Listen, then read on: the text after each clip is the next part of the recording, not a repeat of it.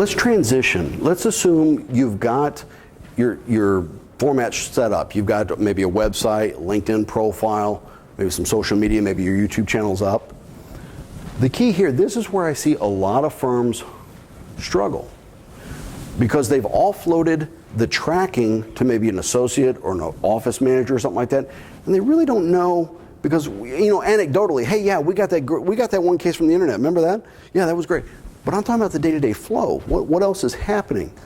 The worst feeling in the world is to get a great lead that gets handed off to an associate or someone else, and a couple of weeks later you're like, whatever happened? Oh, I didn't get around to calling it back. Yeah. You spent all that time trying to generate the lead from that client, from that prospective client, and nobody in the firm actually actively followed up and reported back?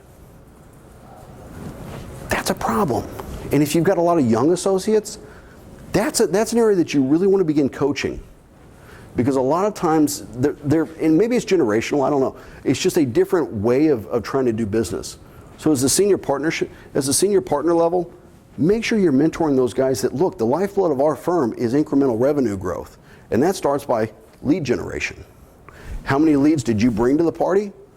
And what happened to the leads we had? And if you're tracking them, you'll find out a whole bunch of cool stuff. You'll find out a whole bunch of insights that maybe you were unaware of or you missed. The numbers don't lie. The one thing that GE pounded into my head for years and years and years, the numbers don't lie. And that's fantastic when it comes down to really selling. And I hate to say it, but we're all selling something. You know, you've got an intangible legal expertise that you're selling.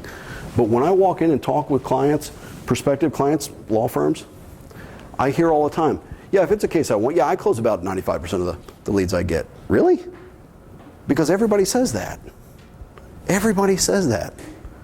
What that tells me immediately is you're probably not tracking as close as you think you are. And that's okay. I'd rather be aware of it, because then we can fix it. But if you're just dealing with anecdotal evidence, you might be missing a huge opportunity. The numbers don't lie, so track that stuff very, very closely. Here's the dollars and cents for you guys. You'll know what's working. You're probably, if you look at your own law firm right now, when I was at FindLaw, we sold a lot of product. We sold directory listings. We might sell directory listings in various parts of the state, and each one of those directory listings had a cost. Okay? Maybe somebody else is doing something over here for you. Maybe somebody else is doing there. You've got all this stuff. Maybe you're taking an ad out in the yellow pages. Maybe you're doing something else over here. You guys spend a lot of money. That's good and bad. You guys have a lot of financial exposure. If you don't know which elements are really producing for you, you're probably overspending in areas that aren't producing, and maybe actually underfunding some of the tools that are actually working for you. I lean heavy on vendors. I really do, because I was one.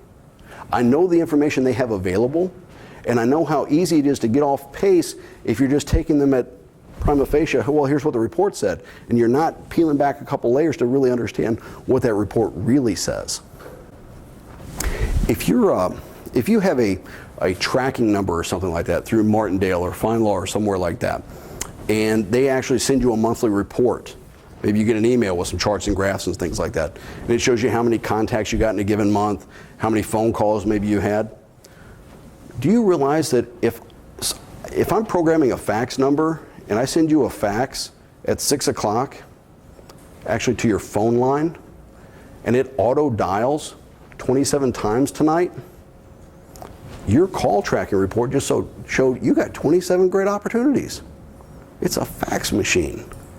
If you're not pulling those numbers back and pushing back on your vendors to validate the data, you're missing the ball, because they're going to tell you, hey, look how great we're doing. By the way, you ought to buy some more. If you're not peeling that back, you may go down a road that you don't really want to find yourself in. Again, it's finite dollars, guys. It's finite dollars.